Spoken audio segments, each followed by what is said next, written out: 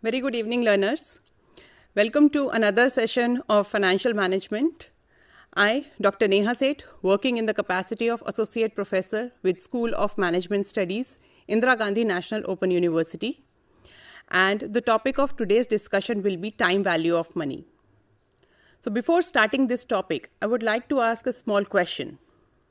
Is the value of money same today and tomorrow, or maybe in the beginning of year and at the end of the year? Suppose I'm going to market and I want to purchase something, maybe rice, and I have 100 rupees to purchase it. So will I get the same quantity in the beginning of the year, maybe on 1st January, and at the end of the year on 31st December? The answer is no. Why? Because the cash flows that are occurring at different time periods cannot be compared. And these cash flows need to be adjusted for the time period. Okay, it is necessary to adjust these cash flows for their difference in timings and risk. And how can we do this? How can we adjust these cash flows for their timings and risk? This can be done with the help of the concept of time value of money, the concept that we are going to discuss today. So in today's session, we are going to discuss time preference for money, time value adjustment, under which we will see the methods of calculating of present value.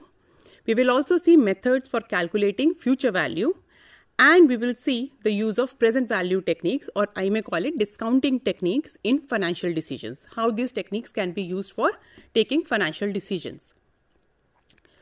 So starting with the topic of time preference of money. In this, we have, by this topic, we mean that individual preference for possession of a given amount of money now, rather than having the same amount at some time in future. So this is a individual nature. This is human nature. When it comes to money, we prefer to have our money today instead of getting this money in future. Now, there are reasons behind it. There are three major reasons because of which we prefer to have our money today instead of getting the same amount in future. The first reason is risk. There is risk involved in this. Suppose I promise you to give maybe 10,000 rupees at the end of this year. Today is March 10th. Today I am promising you that I am going to give 10,000 rupees on 31st December. But nobody knows that on 31st December whether I will be in position to give that amount to you or not.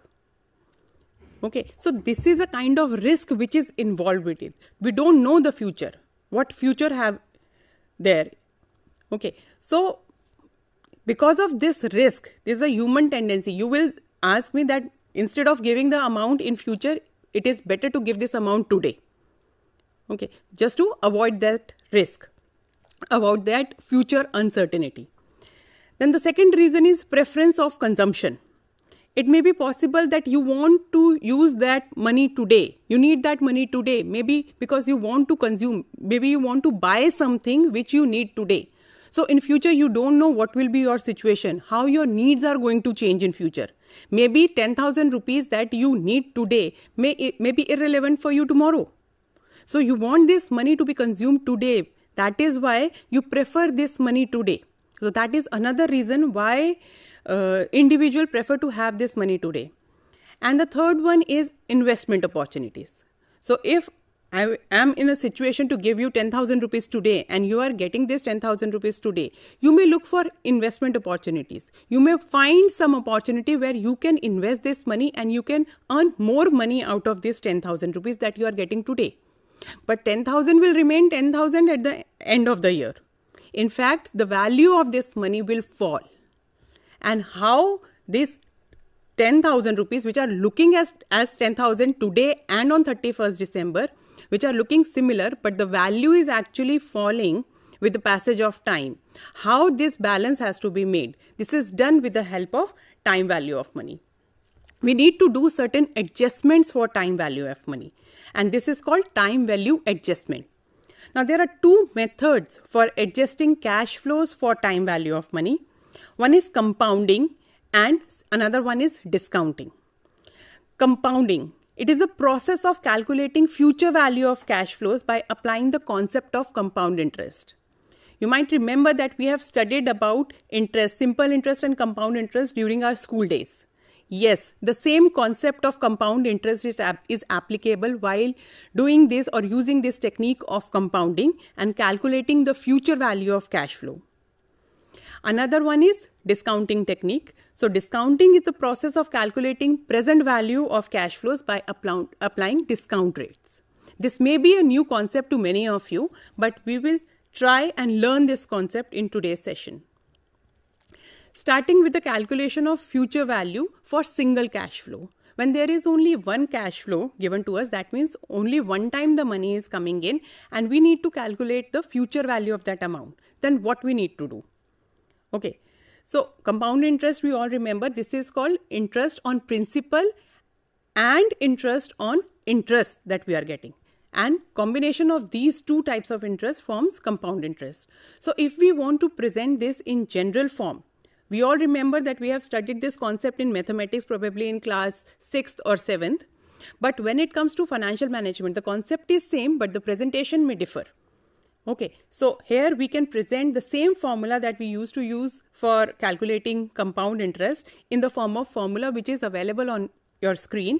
And in this, future value, that is Fn, is equal to P, that means the present value, that has to be multiplied by 1 plus I raised to the power n, where I is rate of interest, and here we call it as rate of return, raised to the power n is the time period for which the amount is invested.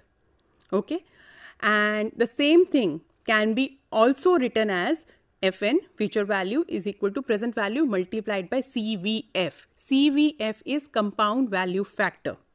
Okay, there are number of tables which are given on at the back of your book in the book of financial management, which have this book has these 4 tables called CVF, CVAF, PVF and PVAF tables. I will show you these tables when we proceed in this session today and how to get the values from these tables as well. Let us try and learn this with the help of one example.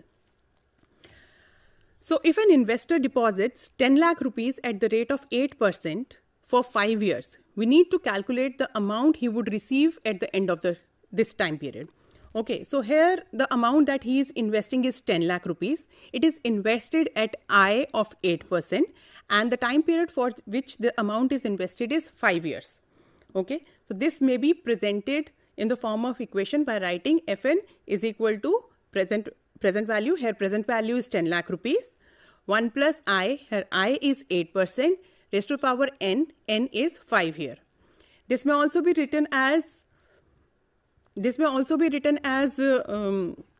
future value is equal to 10 lakh into CVF for 8 years and 5%.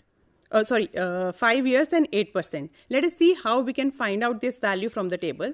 So this is how the table looks, the CVF table. Here we have to find out that we have to see that this column where the 8% amount is given, 8% values are given, and in the rows we can pick the period. Here we need to pick this value for 5, and the combination of these will give us the exact value, which is 1.469 here on this table. We can pick this value of 1.469 and we may use it for application here in our example. So in this case, our future value is equal to present value multiplied by CVF for 8% for 5 years. So CVF for 8% and 5 years is 1.469. When we multiply this value with 10 lakh, we get the value as 14,69,000. So if 10 lakh rupees are invested for 5 years at 8%, the amount that we are going to get after 5 years will be 14,69,000 rupees. Okay, so this is how we can apply the concept of this calculating future value when the present value is given and only one single cash flow is there. And when we have the multiple cash flows, then there is a concept of future value annuity is applicable. Okay, there is a slight change in this case since the annuity value is there. What is annuity? When we are depositing or when we are getting the same value year after year or after a particular period of time. Okay, in this case, the same equation will be converted and can be represented as the equation which is shown on the screen, where future value can be calculated, Fn will be calculated by multiplying A. Here A represents annuity value, that is the amount that we are depositing after an equal interval of time, and this has to be multiplied by CVAF for n years at the rate I. Let us try and understand this concept with the help of another example. Here is the example on your screen. Here Mr. X invested rupees 1 lakh every year and with an interval of 12 months regularly at the end of each year. The cash flow are equal and intervals are regular. The interest that he expects is 10% and the number of years of deposits is 5 years. Now we need to find out the accumulated value at the end of each time period. So this person is investing 1 lakh rupees every year, okay, for 5 years. But the catch is he is depositing this money at the end of every year. So that means the amount will be compounded, or the interest that he is going to get on the amount that he is depositing will be only for 4 years, because when he is depositing the money at the end of 5th year, he is not going to get the interest on that amount that he is depositing at the end of that year. Okay, keeping this in mind, we need to find out CVAF value from the table. Okay, this is how the CVAF table looks like, and here I is 10% and the time period will be 4 years. Okay, so from these rows and columns, we need to find the intersection of 10% and 4 years. So at 10%, in the column of 10%, I have to find out the value which is adjacent to the row in 4 years, which is 4.641. Okay, by placing this value in our equation, we can calculate the future value. We have to multiply 1 lakh with CVAF of 10% and 4 years, which is 4.641. So by multiplying these 1 lakh rupees that the person is depositing, Mr. X is depositing year after year for 5 years, and we have to multiply this with 4.641, the value will be 4,64,100. Okay, so if this person is depositing 1 lakh rupees for 5 years at an equal interval of time, that means every year he is depositing the same amount, and the amount is deposited at 10%, the amount that he is going to get at the end of 5th year will be 4,64,100 rupees. Okay. With this, we will move to another concept, the concept of calculation of present value. That means we will see the application of discounting technique now. Okay. So we will see if the future value is given and we need to calculate the present value. This can be calculated with the help of the equation which is visible on your screens, where our P, that means present value, is equal to future value multiplied by 1 plus I raised to the power minus n in this case. Okay.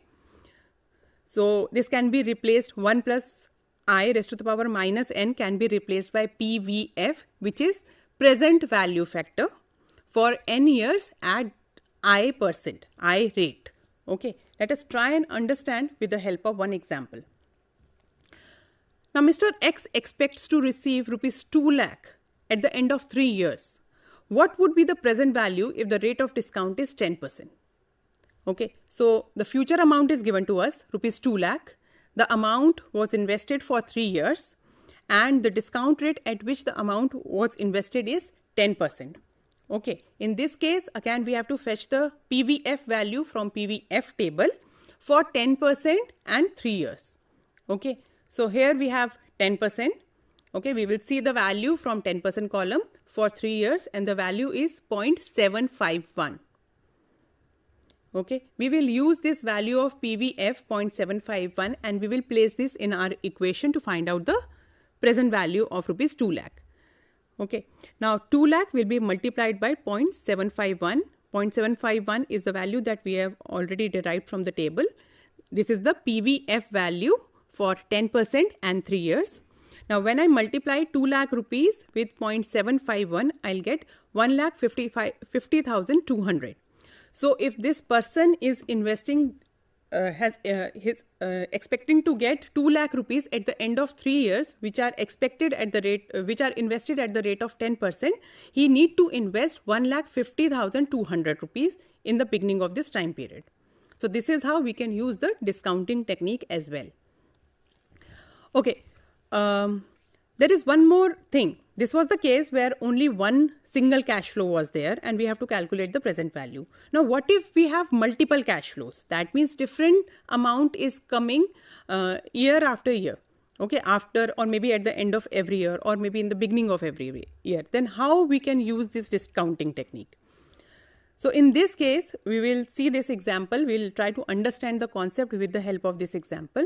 Now, Mr. X will receive 7 lakh rupees after a year, rupees 6 lakh rupees in year 2, rupees 8 lakh in year 3 and rupees 10 lakh in year 4.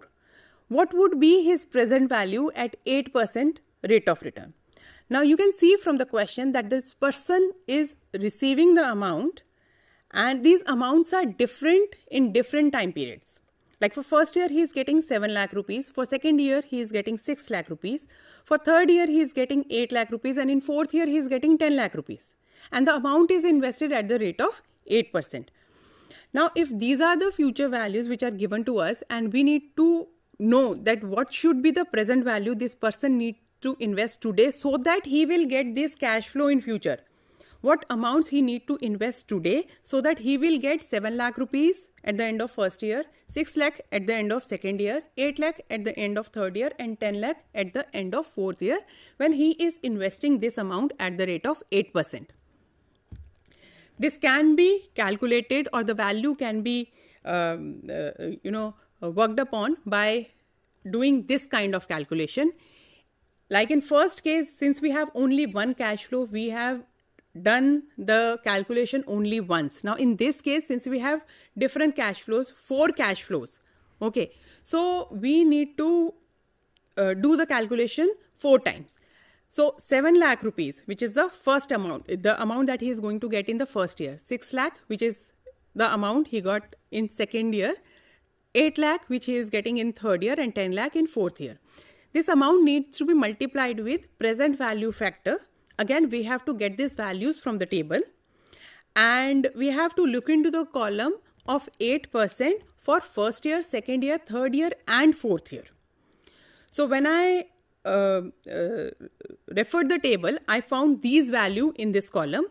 So for first year, the PVF factor for 8% is 0.926. For second year, PVF factor for 8% is 0.857. For third year, the PVF factor is 0.794 and for fourth year, the PVF factor for 8% is 0.735. Now, we need to multiply these individual cash flows with their respective present value factor. So, 7 lakh needs to be multiplied by 0.926. The value that we get is 6,48,200 rupees. 6 lakhs, the amount he is going to get in second year, needs to be multiplied by its respective PVF factor, that is 0.857.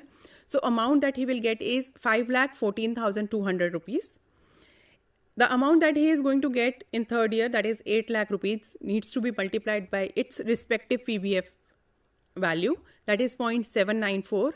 The amount he is going to get will be, he need to invest will be 6,35,200 rupees. And 10 lakh, the amount he is going to get in fourth year needs to be multiplied by 0.735 and the value that we will get is 7,35,000.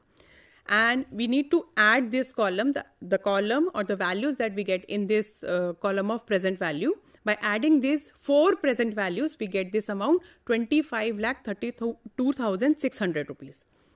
And this is the answer to our question. That means this person needs to invest rupees 25,32,600 rupees in the beginning of the time period so that he will get 7 lakh rupees at the end of first year, 6 lakh rupees at the end of second year, 8 lakh rupees at the end of third year and 10 lakh rupees at the end of fourth year.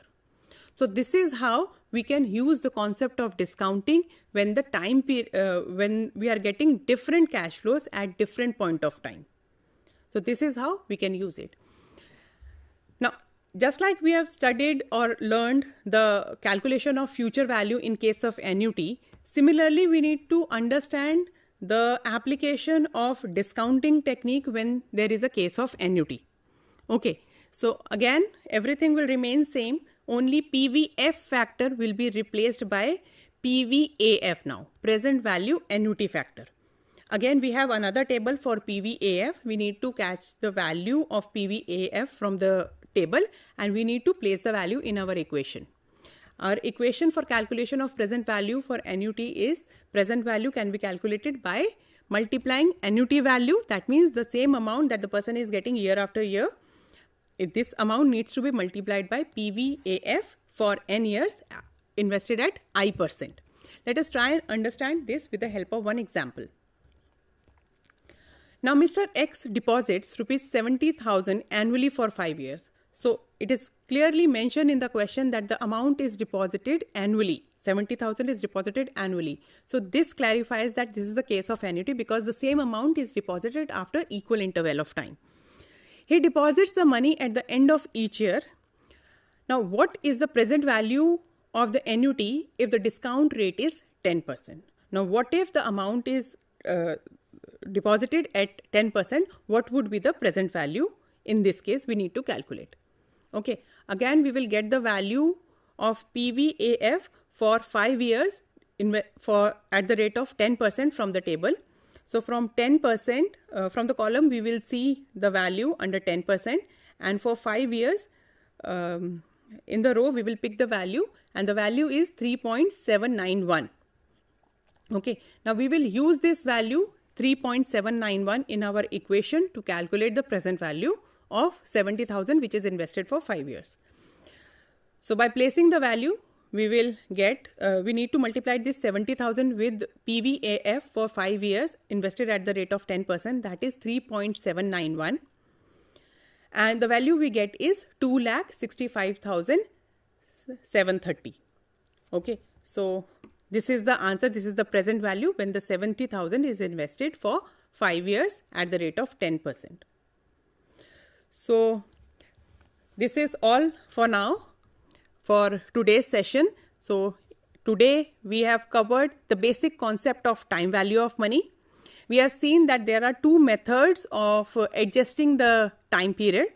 So one was compounding, wherein we learned to calculate the future value of cash flows when the present values are given. Okay, we have seen the examples and we have solved the example based on this concept of compounding when only single cash flow was there and when the case of annuity was there. Okay, the another concept that we have learned today was discounting. Okay, under discounting technique, we learned that how we can calculate the present value if the future value is given to us. So we have also applied this concept in the example, the practical examples. Okay, and we have seen when the single cash flow is given, how can we calculate the present value? That means when the future value of one figure is given, how can we calculate the present value? We have also seen when the multiple cash flows are given, how can we calculate the present value for this? Okay, how we can use the concept of discounting when the multiple cash flows are given to us. And we have also seen that if annuity case is given to us, when the same amount is given to us or invested for long duration of time, and we need to calculate the present value in the case of annuity, how this factor, how the discounting concept can be used to calculate the present value in case of annuity.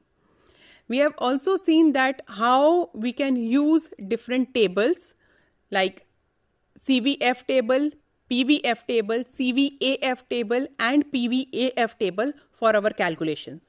Okay, we have also seen that how the tables are given and how we need to fetch the values which are relevant for our calculations from CVF, that is compound value factor table, CVAF, that is compound value annuity factor table, PVF, that is present value annuity factor table, PVF, that is present value factor table, and PVAF, that is present value annuity factor table.